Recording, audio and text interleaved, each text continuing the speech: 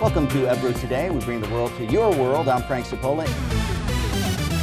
We're talking jobs again. We are, yeah, not only in the United States, but also overseas. This is the International Herald Tribune. There's a story right there on the front page, the jobless curse for Europe's young. We've heard so much about the sluggish job market in the U.S. Well, those job woes are not limited to the United States. It's becoming tougher as well for Europe's young people to find work.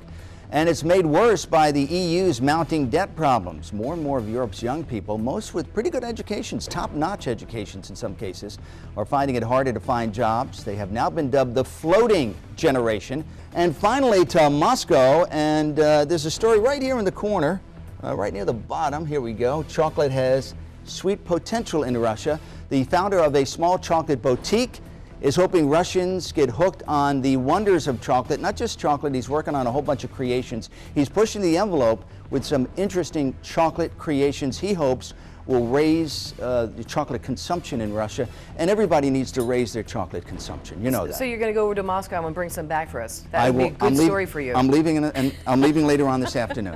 Many believe your spine is the key to good health, and it starts with chiropractic medicine. Lift this to the sky. I'm lifting it up. There you go. All right, so that goes about this high, which is not that good. But we'll try this side. Lift. Sorry to hear that. Lift. All right. And that's not that good either. Wow. So, all right. To show you the I'm worried about this though. This one concerns of me 200 right here. styles of chiropractic. This is under Corin technique. This one just merely shoots. Okay? All right. So put this it's safe, here. right? It's safe, right? If it wasn't, I wouldn't be doing this on live All right. television. Well, I'm concerned. So now I'm pushing the shoulder blade. Okay. We can see shoulder All right, blade there you go. forward and inward. All right. Okay, and then shooting the humerus back into place. Okay. And of course, when that's blocked, sometimes the collarbone is blocked. European leaders meet again today, this time in Brussels, to discuss the future of the euro and possibly the shape of the European Union in the years to come. The first thing European leaders will have to deal with is keeping Greece's wobbly economy upright. Greece is asking for more time to get austerity plans in place so it can receive the next round of bailout money. Then the EU will turn its attention to Spain's mounting debt, and finally the European Union's own budget.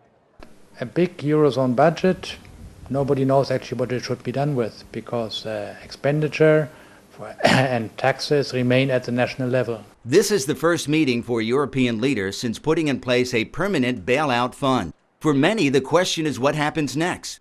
Karsten Bresky is an economist with ING Group. He believes Euro leaders will have to set up an agency to monitor Europe's banks, what's called a single supervisor. I think we will probably get some principal announcement on this Eurozone single supervisor. I think that's an easy one. You can agree on it. The big thing is, will it already come on the January 1st? And the answer is no.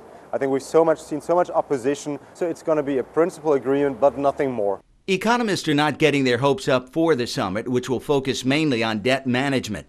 Many now see the real issue as being that Europe does not produce or sell enough goods. In short, the region is no longer competitive.